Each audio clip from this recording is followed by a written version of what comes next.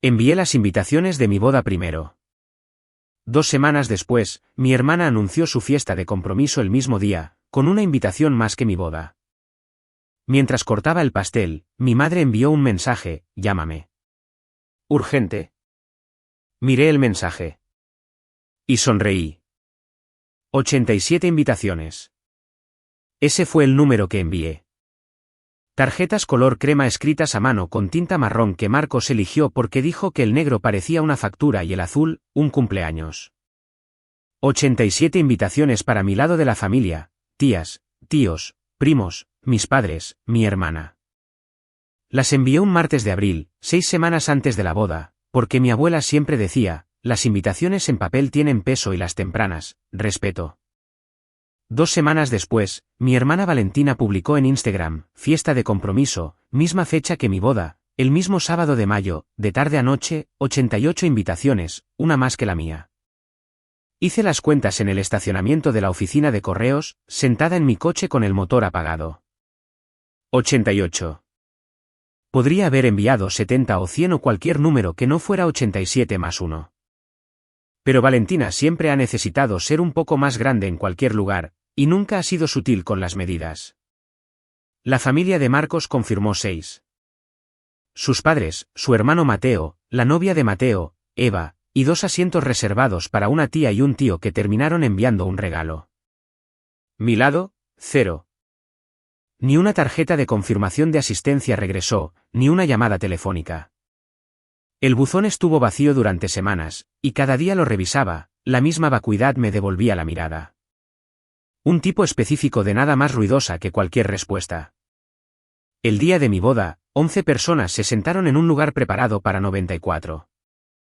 Y cuando mi madre me envió un mensaje durante el corte del pastel, miré el mensaje, miré la foto que había adjuntado y sonreí. Necesito volver al principio. El viernes antes de la boda, estaba en la oficina de registro del condado de Chatham en Savannah, presentando una liberación de gravamen para un cliente.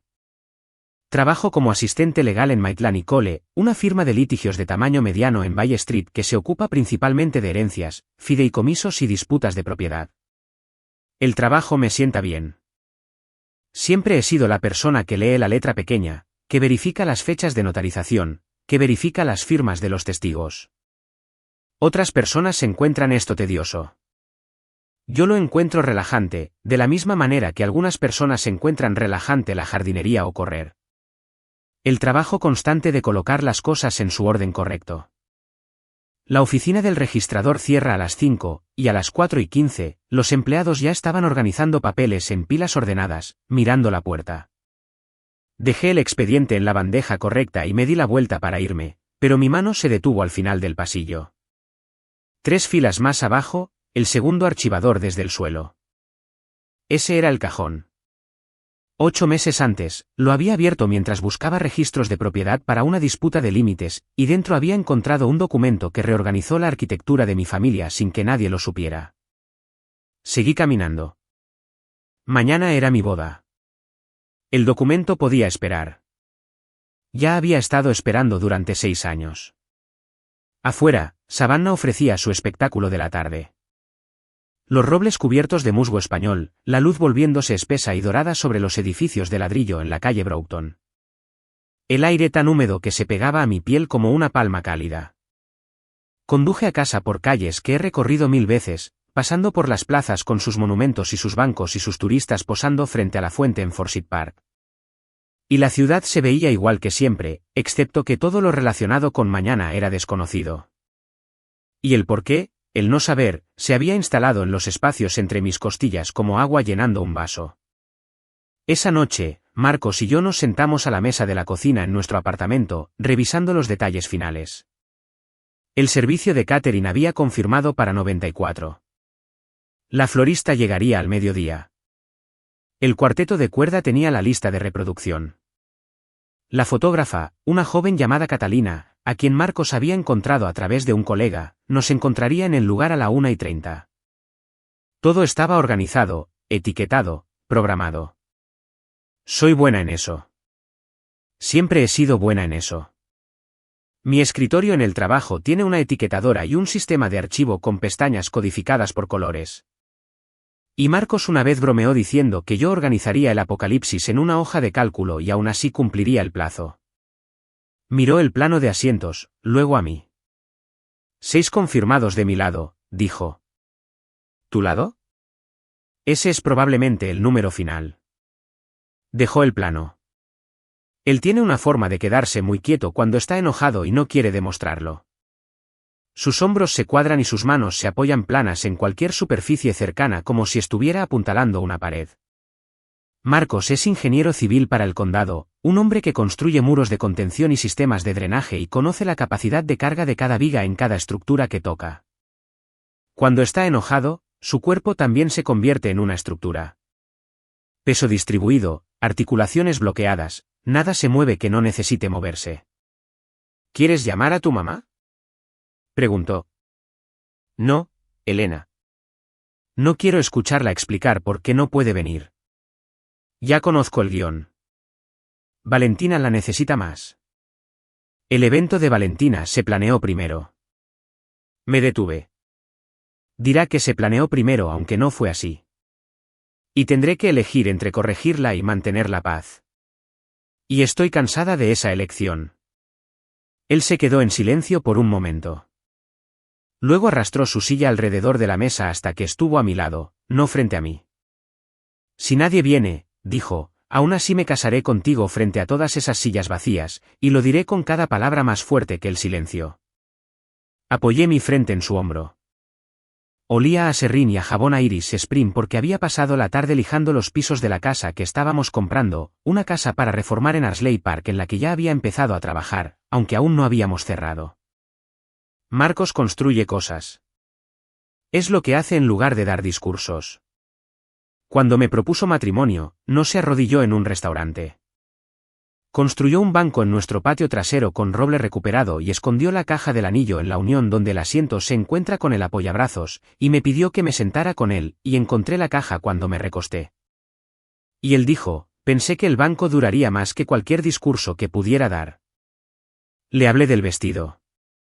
El vestido de novia de organza de seda de 1967 de mi abuela había estado en una bolsa de ropa en el trastero de mis padres durante 9 años desde que mi abuela falleció. Siempre había planeado usarlo. El vestido era legendario en nuestra familia. La abuela lo había usado para casarse con mi abuelo en Augusta en 1967. Y en las fotos, parecía una columna de luz, la organza captando el sol de una manera que la hacía resplandecer. Cuando era niña, lo sacaba de la bolsa y me lo ponía encima y decía, algún día. Hace 6 semanas, cuando conduje a Augusta para recogerlo, la bolsa de ropa había desaparecido. El trastero estaba medio vacío, como si alguien hubiera estado allí. Mi madre dijo que probablemente estaba guardado en otro lugar. Dijo que lo buscaría. Nunca volvió a llamar. Así que compré un vestido de vaina color marfil en una tienda de la calle Broughton. Sencillo, limpio, mío. Debo explicar lo de las invitaciones, lo que sucedió en esas 2 semanas entre mi envío y el anuncio de Valentina. Las envié un martes. Marcos y yo habíamos estado prometidos durante 4 meses para entonces. La fecha de la boda se había fijado desde enero. Todos en la familia lo sabían. Había llamado a mi madre en diciembre, el día después de que Marcos me propusiera matrimonio, y ella había dicho, felicidades, con una voz que sonaba como si lo leyera de una tarjeta. Había llamado a Valentina, quien dijo, oh, wow. Eso es genial, y luego pasó 40 minutos hablando de un chico con el que había estado saliendo durante 3 semanas. Esto no era nuevo. Era el sistema operativo de la familia ejecutando el mismo programa que había estado ejecutando desde que éramos niños. Valentina es 3 años menor que yo y ha sido el centro de gravedad de la familia desde el día en que nació. Fue la bebé bonita, la niña fácil, aquella cuya sonrisa hacía que los extraños detuvieran a mi madre en la calle. Fue la que obtuvo el papel principal en la obra de teatro escolar. Fue la que hizo una rabieta en mi graduación de la escuela secundaria tan espectacular que mi madre pasó toda la recepción en el estacionamiento calmándola. Yo comí pastel sola dentro. Mi padre leyó la sección de deportes en su teléfono. No estoy diciendo que Valentina sea malvada. Estoy diciendo que nunca se le ha pedido que comparta una habitación con las necesidades de otra persona y por eso nunca aprendió cómo hacerlo. Y cada vez que estuve cerca de tener un momento propio, la fuerza gravitatoria de Valentina atraía la atención de vuelta. Ella no lo hizo a propósito, o si lo hizo, o la distinción entre instinto e intención se había derrumbado hacía tanto tiempo que ya no importaba. Así que las invitaciones salieron y durante 2 semanas las únicas respuestas fueron de la familia de Marcos y de 2 de mis compañeros de trabajo. Luego apareció la publicación de Instagram de Valentina. Una foto de su mano izquierda, un anillo que no reconocí en un hombre que nunca había conocido. Un pie de foto, él me preguntó. Dije que sí. Fiesta de compromiso 17 de mayo, 3 de la tarde reserva la fecha. 17 de mayo, el día de mi boda. Los comentarios estaban llenos de corazones y felicitaciones. Mi tía Patricia escribió, estaremos allí, mi niña. Mi prima Daniela publicó 3 emojis de fuego. Mi madre comentó un solo corazón rojo. Me senté en mi coche fuera de la oficina de correos y revisé cada comentario uno por uno, cotejando los nombres con la lista de personas que habían recibido mi invitación. La superposición era completa. Cada persona que celebraba la fiesta de compromiso de Valentina era alguien que había sido invitado a mi boda y no había respondido. Ninguno de ellos mencionó el conflicto. Ninguno de ellos pareció registrar la fecha. O tal vez todos lo registraron y la elección fue así de fácil. Cerré la aplicación. Conduje a casa. No llamé a Valentina. No llamé a mi madre. No publiqué un recordatorio pasivo-agresivo sobre mi propio evento. Marqué la fecha y seguí planeando mi boda porque la boda nunca fue sobre quienes se presentarían. Era sobre en quién me estaba convirtiendo y me estaba convirtiendo en alguien que no suplicaba. Marcos me preguntó esa noche si estaba bien. Le dije la verdad. No estaba sorprendida. Había estado observando este patrón durante 31 años. De la misma manera que observas subir la marea. Puedes mapearla. Puedes predecir el momento exacto en que el agua alcanza la línea que dibujaste en la arena. No puedes detenerla, pero puedes elegir dónde te paras cuando llega. ¿Dónde estás parada?, preguntó. Tierra firme. La mañana de la boda, me desperté a las 7. Marcos ya estaba levantado planchando su camisa en la cocina. El apartamento olía a café y almidón. Y la luz de la mañana entraba por las ventanas orientadas al este en largas barras doradas que rayaban el suelo. Su madre, Julia, había llamado para decir que estaban en la carretera, los 6, a 2 horas de distancia. Revisé mi teléfono mientras el café se preparaba. Ningún mensaje de mi familia. Nada de buena suerte. Nada de pensando en ti, nada de en camino. El silencio ya tenía una forma.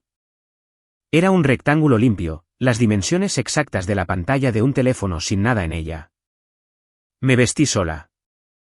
El vestido de vaina marfil se cerraba con cremallera en la espalda, y extendí la mano detrás de mí y subí la cremallera con una mano, como lo haces cuando no hay nadie a quien pedir ayuda. Había imaginado este momento de manera diferente. Cuando era niña, solía imaginarme vistiéndome para mi boda como lo había visto en las películas, rodeada de mujeres.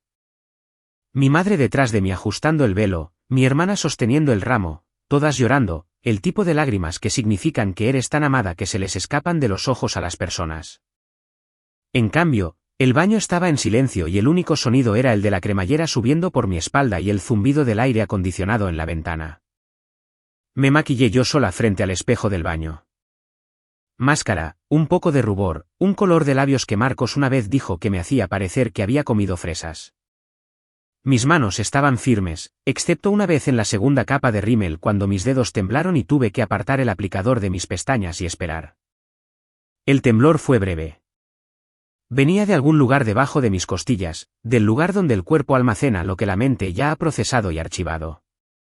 La sensación de vacío se extendió por mi esternón y hacia mis brazos. Y por una respiración, 2 respiraciones, mi cuerpo se negó a aceptar lo que mi mente ya había aceptado. La mente puede prepararse para la ausencia. El cuerpo la lamenta a su propio tiempo. Estudié. Puse el teléfono en mi bolso de mano. Me miré en el espejo y vi a una mujer que no esperaba. No la novia de las revistas, rodeada de su madre, su hermana y sus amigas. Todas llorando y riendo. Solo una mujer con un vestido sencillo, de pie en su propio baño, a punto de casarse con el hombre que amaba frente a una habitación que podría hacer eco. Ella era suficiente. Yo era suficiente. Conduje hasta el lugar. Whitfield Gardens se encuentra en las afueras orientales de Savannah, pasando la última franja de carretera comercial, y adentrándose en un tramo de robles vivos que cubren la autopista tan completamente que la luz se vuelve verde y dorada incluso a mediodía. La finca fue construida en 1898 por un comerciante de algodón, abandonada en los años 70 cuando se acabó el dinero de la familia y restaurada hace 10 años por una pareja que la convirtió en un espacio para eventos. Las pérgolas de glicinas bordean el camino central. El área de la ceremonia es una extensión de césped con una terraza de piedra detrás para recepciones. Y la terraza tiene vistas a un pequeño estanque donde las tortugas toman el sol en la orilla. En un buen día, la luz en ese jardín parece que alguien derramó miel a través de los árboles. Elegí Whitfield por la glicina. Mi abuela tenía una pérgola de glicinas en su patio trasero en Augusta, una cascada púrpura masiva que cuidaba cada año, podándola en invierno y observándola explotar en abril. Cuando era pequeña, solía sentarme debajo mientras ella jardinaba, y las flores púrpuras caían en mi cabello, y ella decía, la glicina es paciente. Tarda años en florecer, pero cuando lo hace, lo cubre todo. No estoy segura de si hablaba de la planta. El lugar estaba preparado para 94 personas. Sillas blancas en 10 filas de 9 más 4 al final, flores en cada pasillo, peonías y gardenias, porque mi abuela cultivaba ambas. Y aprendí los nombres antes de aprender a escribir en cursiva. Un pastel de 3 pisos en la terraza de la recepción. Limón con glaseado de crema de mantequilla. La receta de la abuela, que yo misma había horneado el día anterior, con Marcos sosteniendo la batidora mientras yo rallaba 6 limones a mano. Tarjetas de lugar en 10 mesas redondas, cada una escrita a mano por mí durante 3 tardes mientras Marcos veía béisbol en la otra habitación y periódicamente me traía té. El cuarteto de cuerda estaba calentando cerca de la pérgola, tocando algo suave y circular que no reconocí. Caminé por las filas vacías. Las sillas brillaban bajo el sol de la tarde, y parecían menos asientos y más una congregación de pequeños fantasmas blancos, presentes y pacientes, esperando cuerpos que no llegarían. El aire era denso con gardenias y calor, y la dulzura se aferraba a mis pulmones de una manera que los hacía tensarse. Una habitación llena de flores huele diferente cuando no hay suficientes personas vivas para absorber el aroma. Se vuelve empalagoso. Se convierte en el olor de una funeraria. He estado en suficientes funerales para saber la diferencia entre las flores que celebran y las flores que lloran. Y estas flores, de pie en sus jarrones en un jardín vacío, no podían decidir cuáles eran. Mi estómago se revolvió. Una ola de náuseas, breve y aguda, y apoyé mi mano en una de las sillas blancas para estabilizarme. El marco de metal estaba caliente por el sol. Conté las filas, 10. Conté las sillas de la primera fila, 9. Hice la multiplicación porque los números son a lo que recurro cuando el mundo se tambalea y las matemáticas me daban algo sólido a lo que aferrarme. La encargada del catering, la señora Ruiz, se acercó desde la terraza. Era una mujer compacta de unos 50 años con ojos amables y la compostura diplomática de alguien que ha manejado cientos de eventos y sabe exactamente cuando uno se está desviando. Miró las sillas vacías. Me miró a mí. No hizo la pregunta que sus ojos hacían. ¿Estamos ajustando el horario?, dijo en su lugar. No. La ceremonia a las 3. Asintió una vez y volvió a la cocina. No preguntó por las sillas. Le agradecí eso. Hay una amabilidad en no hacer una pregunta cuya respuesta ya sabes, en dejar que alguien mantenga la compostura fingiendo que no necesita mantenerla. Marcos llegó a las 2:15 con su familia. Su madre, Julia, vino a mí primero. Es una mujer baja con brazos fuertes y cabello plateado que lleva al natural. Y me abrazó como siempre lo hace, completamente, con ambos brazos, con la presión suficiente para que significara algo. Se aferró un instante más esta vez. Ese instante extra era por las personas que deberían haberme abrazado y no lo hicieron. El padre de Marcos, Gerardo, me estrechó la mano y dijo, «Estás hermosa». Su voz era firme y directa, como dice todo, como si la belleza no fuera una opinión, sino una medida que había tomado y confirmado. Luego caminó hacia las sillas y se sentó en el lado izquierdo, mi lado. No preguntó de qué lado era cada cual. Simplemente miró la disposición, hizo sus propias cuentas y eligió en consecuencia. Más tarde supe que Julia les había dicho a todos en el camino que se sentaran del lado de Elena, sin excepciones, porque esa chica necesita ver caras cuando mire a la izquierda. Mateo y Eva se sentaron a su lado.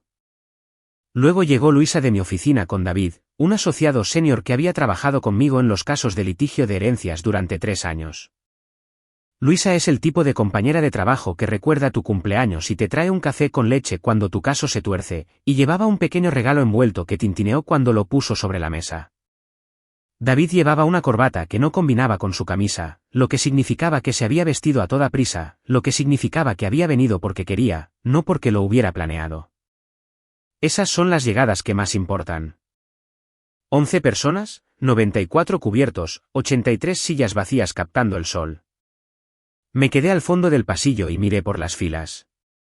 El cuarteto estaba tocando. El oficiante, un ministro jubilado llamado Reverendo Soto, que había casado a Gerardo y Julia hace 35 años, estaba en posición bajo la pérgola. Marcos estaba de pie a su lado con el traje que había comprado en una tienda en el centro de Savannah, gris carbón, con camisa blanca y sin corbata porque dijo que las corbatas lo hacían parecer un rehén. Su rostro, cuando me vio, estaba abierto y seguro, y era el único rostro que necesitaba en ese jardín. Recorrí el pasillo sola. No había nadie que me acompañara. Mi padre estaba a 90 minutos de distancia en la fiesta de compromiso de mi hermana, e incluso si hubiera estado allí, no estoy segura de que se lo hubiera pedido. La tradición de ser entregada requiere que alguien te haya sostenido primero, y el agarre de mi padre siempre había sido laxo, su atención siempre divagaba hacia la habitación más ruidosa. Así que caminé sola, y el pasillo era largo, y las sillas a ambos lados estaban en su mayoría vacías, y mis zapatos se hundían en la hierba suave con cada paso, y el cuarteto tocaba, y la glicina sobre la pérgola estaba en plena floración. Tanto que las flores moradas parecían poder derribar el enrejado con su peso. Caminé hacia Marcos, y con cada paso, las sillas vacías detrás de mí se hacían más pequeñas, y el hombre delante de mí se hacía más grande. Y para cuando llegué a la pérgola, las matemáticas se habían inclinado a mi favor. La ceremonia fue corta, votos personales, en los que habíamos acordado porque ninguno de los dos quería las palabras de otra persona para la cosa más honesta que diríamos jamás. Marcos fue primero. Él no es un hombre que hable de sentimientos en términos abstractos. Él construye su amor en objetos. Te construiré un porche, dijo. Lijaré los suelos yo mismo. Llevaré la compra en un solo viaje cada vez. Y cuando no puedas dormir a las 3 de la mañana, me levantaré, te haré té y me sentaré contigo hasta que puedas. Nunca te pediré que te hagas más pequeña para que alguien más pueda sentirse más grande. Esa última frase resonó en mi pecho. Nunca la había dicho antes. La dijo frente a 11 personas y 83 sillas vacías, y cada palabra se mantuvo. Mi turno. Había escrito mis votos en una tarjeta y los había memorizado. Pero de pie allí mirando a Marcos, las palabras memorizadas se desvanecieron, y lo que salió fue más cercano a lo esencial. Solía creer que ser elegida por tu familia era la primera prueba de que valías la pena ser elegida. Pasé 31 años esperando esa prueba, y nunca llegó. Y entonces apareciste tú. No probaste nada. Simplemente te quedaste. Te quedaste cuando fue fácil, y te quedaste cuando no lo fue. Y te estás quedando ahora mismo frente a una habitación que debería estar llena y no lo está, y no te inmutas. Ser elegida por ti en un día en que hubiera sido fácil irse es la única prueba que necesitaré jamás. El beso. 11 personas aplaudieron. El sonido fue tenue y real, y no llenó el jardín tanto como reemplazó el silencio con algo mejor. Julia estaba llorando. Mateo sonreía tanto que su cara parecía que se le iba a partir. Luisa tenía su teléfono grabando. Gerardo estaba sentado con las manos cruzadas, asintiendo una vez, como reconoce las cosas sólidas y bien construidas. La fotógrafa, Catalina, Se movió por la ceremonia con tranquila eficiencia. Vería las fotos más tarde y encontraría que la luz había sido perfecta, que la glicina estaba en plena floración, y que en las tomas amplias las sillas vacías detrás de nosotros parecían menos ausencia y más alas blancas plegadas. Esperando una congregación que existía en algún otro lugar en otra versión de este día, y que simplemente se había perdido. La recepción comenzó a las 4 en la terraza de piedra, en algún lugar entre la ceremonia y el primer brindis, la señora Ruiz había obrado un milagro silencioso. Las 10 mesas redondas habían desaparecido. En su lugar, había juntado 2 mesas largas. En forma de L, las había cubierto con manteles blancos y los centros de mesa de peonías, y había retirado todas las tarjetas de lugar extra. Había doblado servilletas nuevas y recolocado las velas para que la luz se concentrara en el centro del grupo en lugar de dispersarse por una habitación vacía. El efecto fue íntimo en lugar de vacío, una cena en lugar de un banquete. Lo había hecho sin preguntar, sin llamar la atención, y cuando la vi a lo lejos en la terraza, le susurré un gracias. Y ella me dio un pequeño asentimiento que contenía más amabilidad que un discurso. Gerardo contó una historia sobre la vez que Marcos, a los 13 años, intentó construir una casa en el árbol en el patio trasero, y toda la estructura se derrumbó sobre su retriever, que dormía debajo. El perro estaba bien, dijo Gerardo. Durmió durante todo el proceso. Marcos lloró durante 1 hora. Julia le dio un manotazo en el brazo y dijo que tenía 12. Gerardo dijo que tenía 13 años y medio y que la reconstruyó el siguiente fin de semana y esa segunda casa en el árbol duró hasta que vendimos la casa. Mateo lo confirmó con la autoridad de un hermano menor que pasó su infancia probando la integridad estructural de todo lo que Marcos construía. Todos rieron y la risa rebotó en la terraza de piedra y sonó casi normal, casi como una recepción de boda donde no faltaba nada. La comida fue excelente. Camarones y sémola, col rizada, pan de maíz con mantequilla de miel. La encargada del catering había ajustado las porciones para que los platos parecieran llenos en lugar de cavernosos. El pastel de limón esperaba en su soporte, las 3 capas de crema de mantequilla brillando bajo el sol de la tarde. Mi teléfono vibró 2 veces en mi bolso de mano, y lo dejé allí. A las 5 menos cuarto, apareció una mujer al borde de la terraza. Tenía unos 60 años, alta y erguida, con piel oscura y una blusa de seda plateada, y llevaba un pequeño sobrecolor crema en ambas manos, como se lleva algo irreemplazable. No la reconocí. Caminó hacia mí y me extendió la mano. Elena, dijo, mi nombre es Ruth Delgado. Tu abuela Esperanza fue mi mejor amiga durante los últimos 8 años de su vida. Me pidió que te diera algo en este día. Le estreché la mano. Su agarre era cálido y firme. ¿Cómo supiste lo de la boda?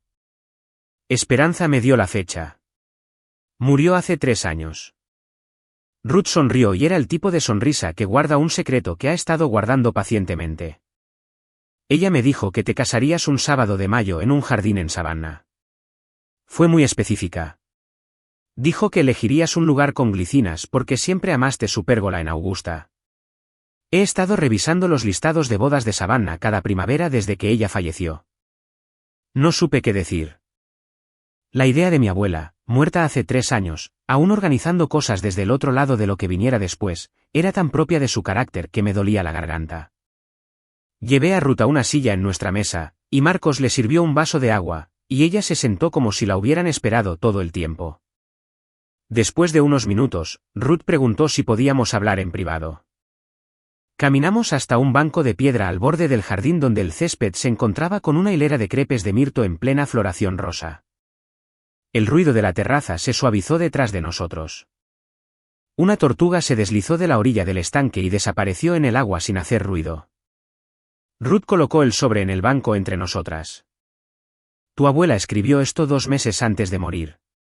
Me lo dio y dijo, Ruth, dáselo a Elena el día de su boda. No antes. Lo necesitará entonces. Lo he guardado en mi cómoda durante 3 años. Toqué el sobre, mi nombre en el frente con la letra de mi abuela, que era pequeña y angulosa y parecía de médico, pero en realidad era la mano entrenada de una calígrafa que se había vuelto informal con la edad. Hay algo más, dijo Ruth. Cruzó las manos en su regazo, y su voz cambió a un tono más bajo y más cuidadoso, como habla la gente cuando entrega información que ha llevado consigo durante mucho tiempo. Tu abuela cambió su plan de herencia 3 años antes de fallecer. Estableció un fideicomiso. Me lo contó porque yo era una empleada de sucesiones antes de jubilarme y quería que alguien fuera de la familia lo supiera. Dijo, Valentina será cuidada por todos. A Valentina nunca le ha faltado atención ni apoyo. Elena necesitará cuidarse a sí misma, así que le doy los medios. Me quedé inmóvil. El banco estaba cálido por el sol. Una flor de gardenia había caído en el camino de piedra cerca de mi pie, y la miré, blanca y cerosa y ya empezando a dorarse por los bordes. También me habló del vestido, dijo Ruth. El vestido de organza de seda. Dijo que era para ti. Se lo dijo a tu madre directamente más de una vez. Dijo que el vestido va para la que se lleva con gracia, no para la que exige una corona. Mi madre eligió escucharlo de otra manera, dije. Ruth no estuvo en desacuerdo. Se sentó conmigo en el silencio, y el silencio entre nosotras era diferente al silencio con el que había estado viviendo todo el día. Era el silencio de dos personas que entienden lo mismo y no necesitan explicarlo. Abrí el sobre. La carta era una sola página manuscrita por delante y por detrás con la letra angulosa de mi abuela. La leí una vez lentamente. Mis ojos se movieron por sus palabras, y mis manos se mantuvieron firmes, y el jardín estaba muy tranquilo, excepto por el sonido distante de la voz de Gerardo contando otra historia en la terraza. Cuando terminé, doblé la carta por sus pliegues, la deslicé en el sobre y la apreté contra mi pecho. Encontré el expediente del fideicomiso, dije. Hace 8 meses, en la oficina del registrador del condado en Savannah, estaba buscando registros de propiedad para un cliente, y su nombre apareció en el índice Gertor. Los ojos de Ruth se suavizaron. Algo en su postura se relajó, como si se hubiera estado preparando para la posibilidad de tener que explicarlo todo y ahora se sintiera aliviada al descubrir que no era necesario. Ella me dijo que lo encontrarías tú misma, dijo. Dijo que eras la única de la familia que leía la letra pequeña. Casi me río. Mi abuela tenía una forma de hacer que la previsión sonara como sentido común. Déjame contarte el día que lo encontré. 8 meses antes de mi boda, un jueves por la mañana de septiembre, estaba en la oficina del registrador del condado de Chatham buscando historiales de escrituras para una disputa de límites. Mi cliente era propietaria de un terreno en Thunderbolt, una pequeña comunidad al este de Savannah, y el vecino reclamaba una servidumbre que no existía. Estaba haciendo referencias cruzadas del índice de concedente concesionario que se remontaba a 30 años. Un proceso tedioso que implica hojear libros de contabilidad y verificar entradas digitales con expedientes originales. Cuando vi un nombre que reconocí, documento de fideicomiso de Chen Esperanza, presentado 6 años antes. Mi mano se detuvo en la página. Miré la entrada durante mucho tiempo. Luego saqué el archivo. Era un fideicomiso irrevocable debidamente ejecutado, notariado con 2 testigos cuyas firmas no reconocí. La concedente era mi abuela. El fideicomisario era un abogado de Augusta llamado Hernán Vargas a quien nunca había conocido. La única beneficiaria era yo, Elena Sofía López. El activo, un edificio comercial de uso mixto en 412 Broad Street, Augusta, Georgia, que contenía 2 locales comerciales en la planta baja y 4 apartamentos arriba. En el momento de la presentación, el valor tasado era de $1.1 millones. Lo leí 3 veces. Verifiqué la fecha de notarización, las firmas de los testigos, la descripción legal de la propiedad, el número de colegio del fideicomisario. Todo estaba en orden. El documento era hermético, como solo puede serlo un instrumento legal cuidadosamente redactado, preciso, minucioso y deliberadamente fuera del alcance de enmiendas. Eso es lo que significa irrevocable. No se puede retractar. Conduje al Tribunal de Sucesiones a la mañana siguiente y confirmé que el fideicomiso había sido debidamente presentado, estaba actualmente activo y nunca había sido impugnado ni modificado. La empleada que sacó el registro no preguntó por qué estaba buscando. Yo no me ofrecí a dar explicaciones. Esa noche, volví a casa y me senté en el sofá durante mucho tiempo. El apartamento estaba en silencio. Marcos estaba trabajando hasta tarde en una obra. Sostuve la fotocopia del fideicomiso en mi regazo y miré el nombre de mi abuela en la parte superior y mi nombre en la parte inferior. Y entre ellos, el lenguaje legal que decía, de manera formal y sin emoción, que una mujer a la que amaba había mirado a su familia y había tomado una decisión, y la decisión era yo. No se lo dije a Marcos durante 2 semanas. Cuando finalmente lo hice, extendiendo la fotocopia sobre la mesa de la cocina después de la cena, él la leyó 2 veces, me miró y dijo, ¿qué quieres hacer? Nada. Por ahora. Él asintió. Marcos no presiona. Él espera, y la espera no es pasiva. Es una especie de confianza, la humana, que es más rara que la legal y más difícil de redactar. Tenía mis razones para guardar silencio. Si se lo contaba a mi familia, mi madre me pediría que compartiera la propiedad con Valentina, porque eso es lo que siempre pide. Y la petición se disfrazaría de equidad, pero en realidad se trataría de manejar la reacción de Valentina. Mi padre cedería ante mi madre, como cede ante quien habla más fuerte. Valentina afirmaría que la abuela estaba confundida o que yo la había manipulado o que el fideicomiso era un error o las 3 cosas a la vez, porque Valentina nunca ha encontrado una narrativa que no pudiera reescribir para ponerse a sí misma en el centro.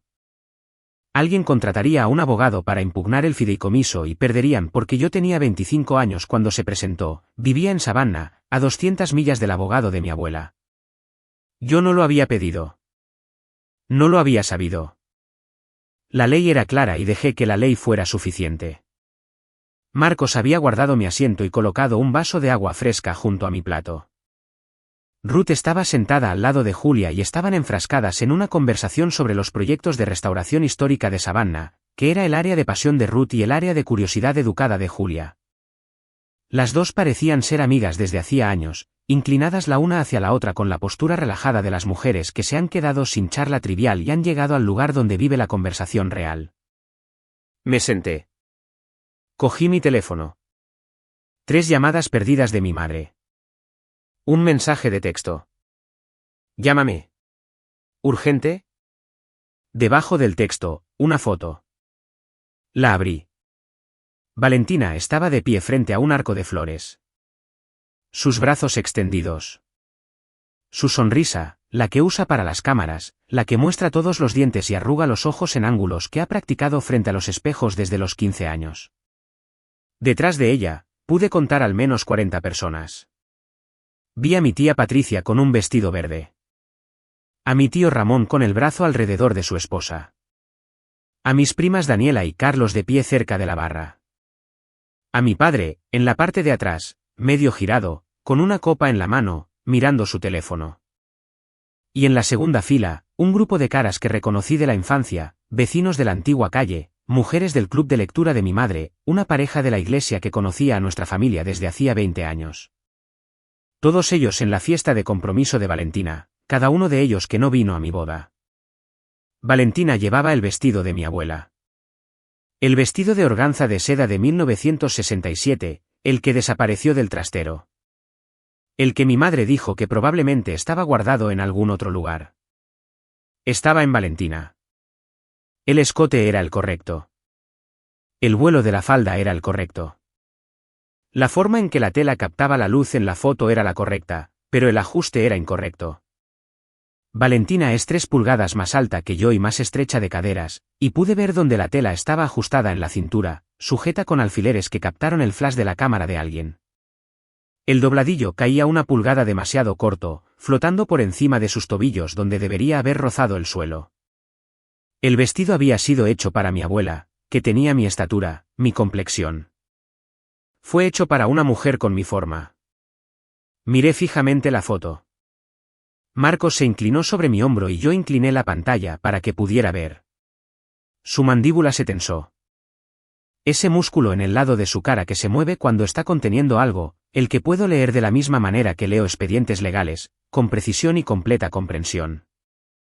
Pero miré la foto y vi más allá del vestido, más allá de la multitud, más allá del arco de flores.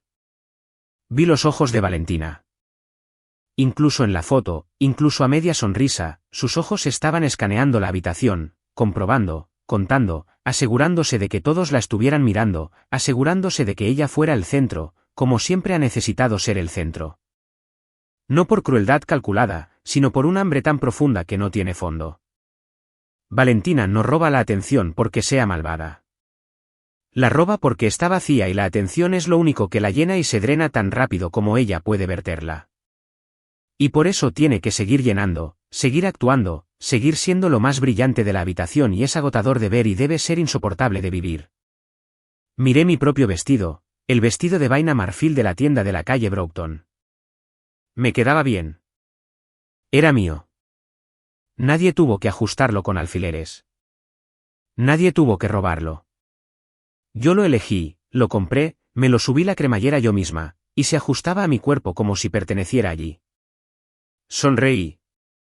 La sonrisa no era de venganza. No era satisfacción ni regocijo ni ninguno de los sentimientos afilados que viven en el lugar donde el dolor se encuentra con la reivindicación. Era la liberación específica de un peso que había estado cargando durante tanto tiempo que había olvidado que estaba separado de mi cuerpo. El peso de necesitar que mi familia me viera. El peso de medir mi valor por su asistencia.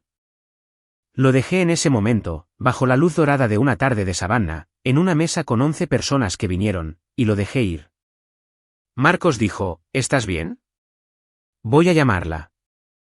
Entré al lugar, a una pequeña habitación junto al salón principal que olía a madera vieja y a limpiador de limón. Una ventana daba al jardín trasero donde el último sol de la tarde estaba tiñendo los crepes de mirto de cobre. Cerré la puerta. Llamé a mi madre. Contestó al segundo tono y su voz era la que usa cuando la han pillado en algo y está tratando de adelantarse a la culpa. Hola, rápido, un poco sin aliento. Elena, acabo de ver a Valentina. Lleva el vestido de tu abuela. No sabía que lo tenía.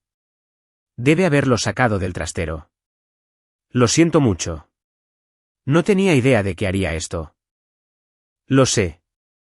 Sé que lo cogió. Sé que lo lleva puesto. Vi la foto que enviaste.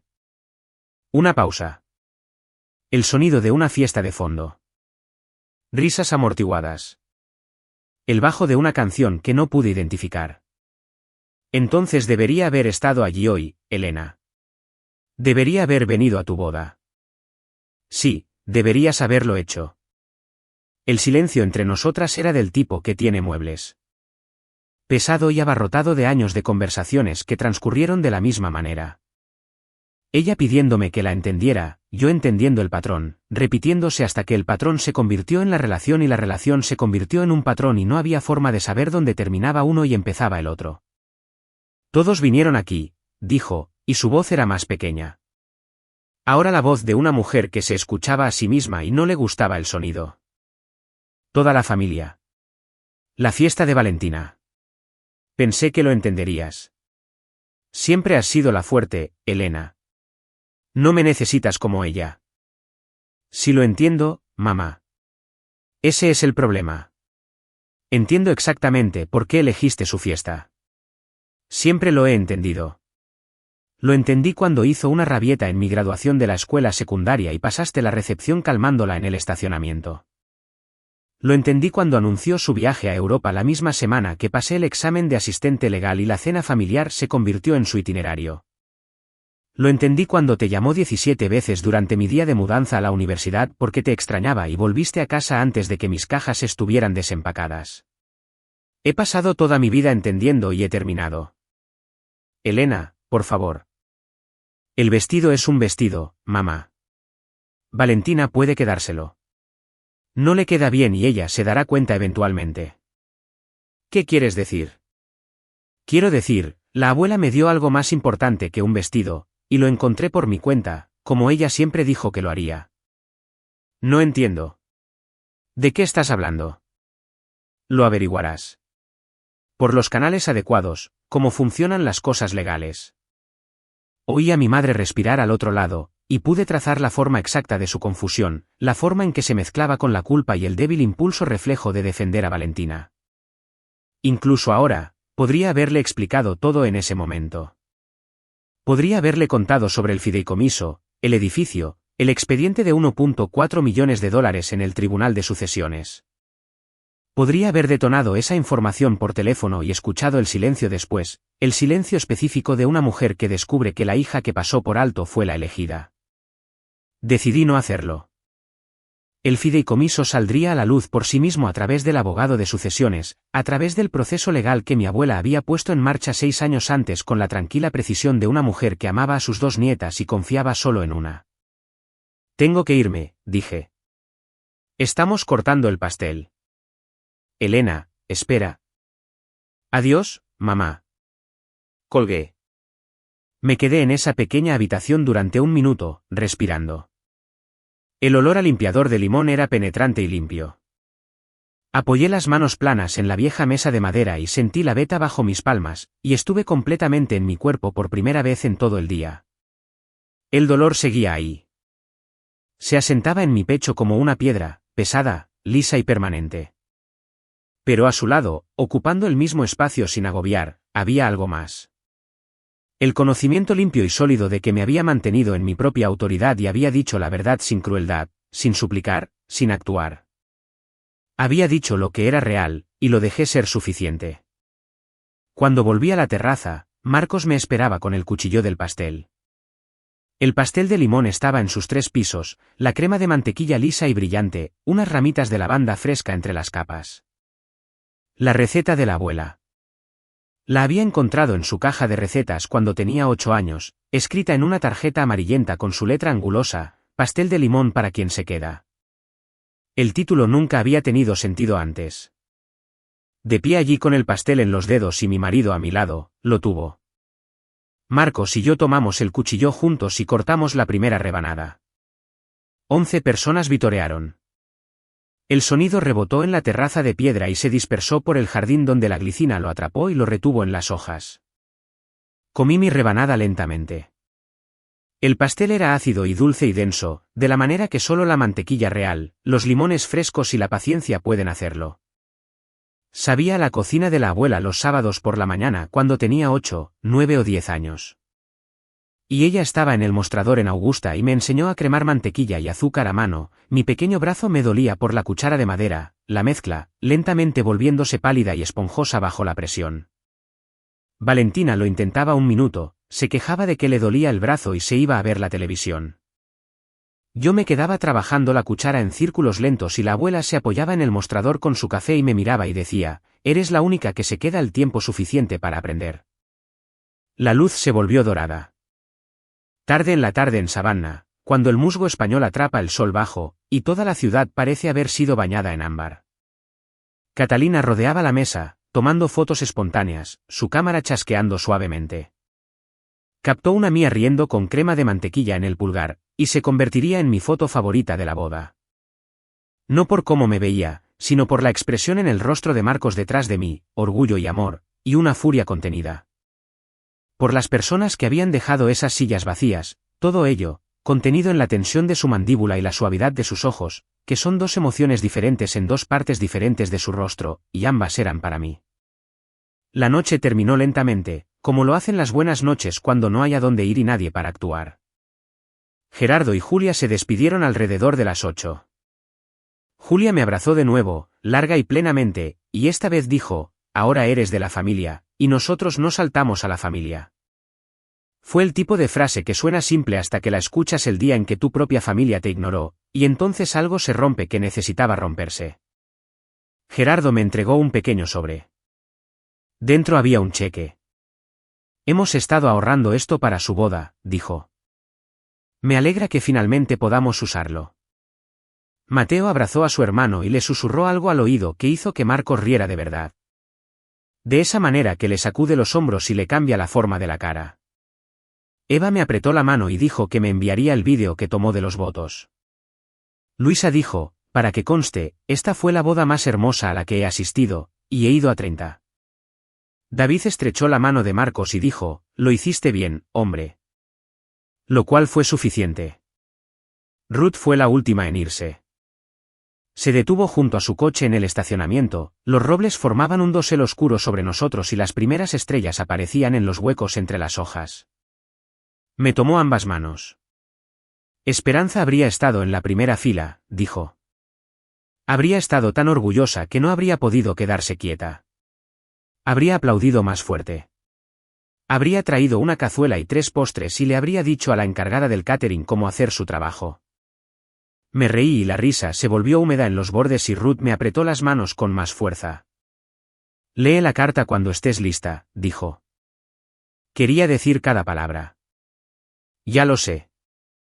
Ruth se fue y las luces traseras desaparecieron en el túnel de robles. Y luego solo estábamos nosotros.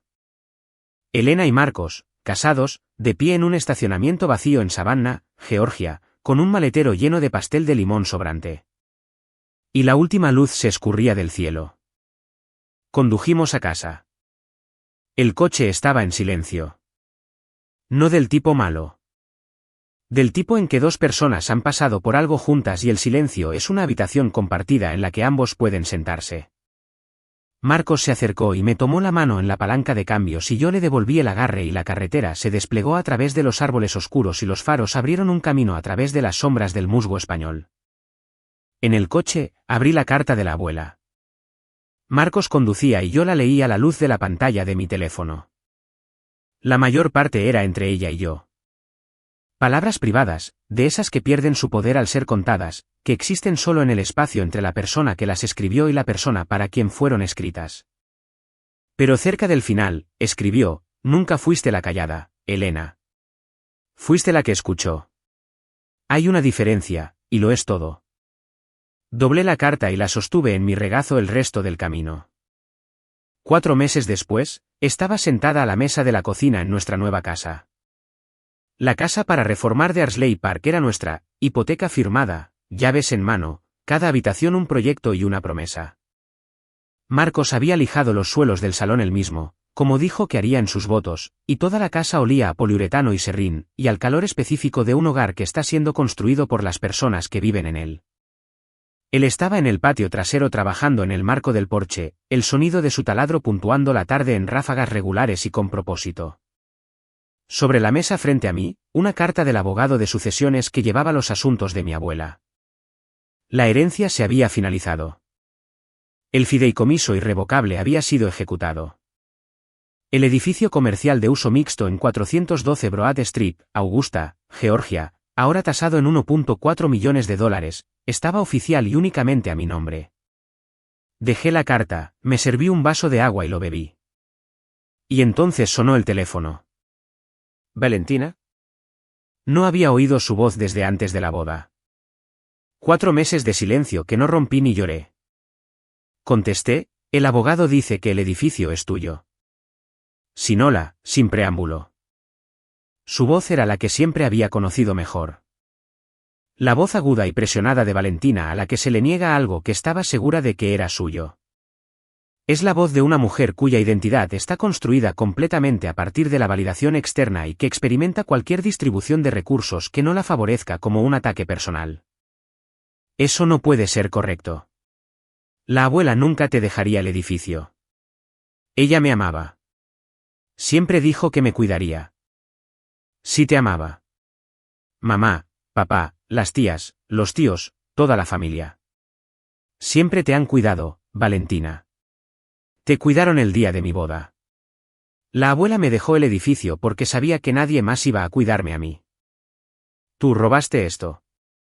La manipulaste de alguna manera. Yo tenía 25 años cuando ella presentó el fideicomiso. Vivía en Savannah. No había visitado a Augusta en 6 meses. No conocía el nombre de su abogado. No sabía que el fideicomiso existía hasta que encontré el expediente hace 8 meses por accidente mientras hacía mi trabajo. Silencio en la línea. Oí el débil ruido de un televisor de fondo en casa de Valentina. El murmullo de la vida de otra persona siendo narrada por la pantalla de otra persona. Mamá dice que deberías compartirlo. Dice que eso es lo que la abuela habría querido. La abuela quería exactamente lo que escribió, firmó y notarió ante 2 testigos. Dicen lo que una persona quiere decir cuando ya nadie puede preguntarles. Colgó. Puse el teléfono sobre la mesa y lo miré. No sentí triunfo. No sentí la oleada caliente de reivindicación que había imaginado en momentos de debilidad, tumbada despierta a las 3 de la mañana mientras Marcos dormía a mi lado y la casa crujía a nuestro alrededor. Lo que sentí fue el peso pesado y limpio de la confianza de otra persona en mí, dada libremente sin que yo la pidiera, y la obligación de llevarla sin doblegarme. Marcos entró por la puerta trasera, con serrín en los antebrazos, el taladro todavía en la mano. Vio mi cara. ¿Qué tan mal? Volverá a llamar. Siempre vuelven a llamar. Puso el taladro sobre el mostrador y se sentó a mi lado. La cocina estaba a medio pintar, los armarios todavía, la madera original de los años 40 que planeábamos conservar, y la luz de la tarde entraba por la ventana sobre el fregadero de una manera que hacía que la habitación brillara, como la luz de Savannah cuando decide ser generosa. ¿Estás bien?, preguntó. Estoy bien. Puso su mano sobre la mesa, con la palma hacia arriba. Yo puse la mía encima y sus dedos se cerraron alrededor de los míos y nos quedamos allí un rato sin hablar mientras el taladro se enfriaba en el mostrador y el porche esperaba afuera, a medio construir y paciente. Esa tarde me senté en el porche.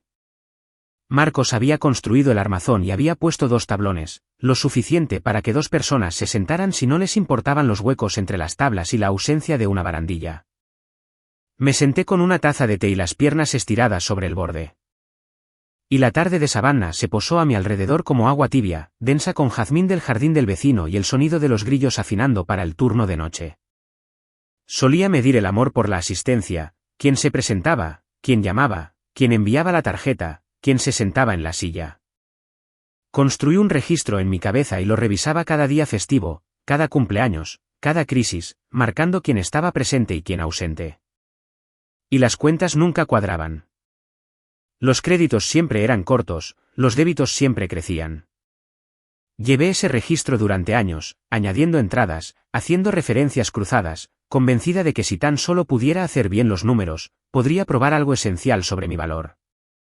El registro está cerrado ahora. No quiero decir que esté perdonado. Quiero decir que he dejado de llevarlo. Las columnas siguen ahí. Las entradas siguen legibles, pero ya no hago los totales. Las cuentas nunca iban a cuadrar porque las cuentas nunca fueron el punto. El punto era que yo lo estaba contando todo y contar es lo que haces cuando no confías en que el valor esté ahí sin pruebas. La abuela me dejó un edificio. También me dejó una carta.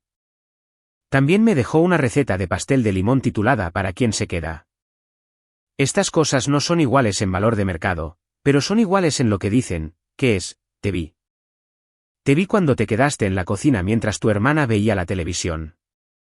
Te vi cuando leías cada página de cada documento mientras todos los demás hojeaban. Te vi cuando la atención de la familia siempre estaba en otra persona. Y te elegí no porque fueras mejor, sino porque eras la que llevaría el peso sin romperse y sin pedir aplausos. Valentina se quedará con el vestido. Lo usará en algún otro lugar, en algún otro evento donde las cámaras estén encendidas y la audiencia esté llena y seguirá sin quedarle bien y seguirá ajustándolo con alfileres y eventualmente lo guardará en un armario y lo olvidará.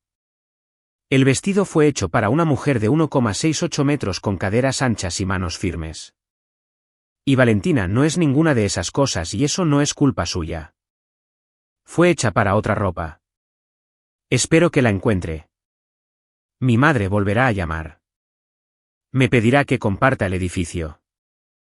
Usará palabras como familia y justicia y lo que la abuela hubiera querido. Y yo le diré que lo que la abuela quiso está escrito en un documento legal archivado en la oficina del registrador del condado de Chatham.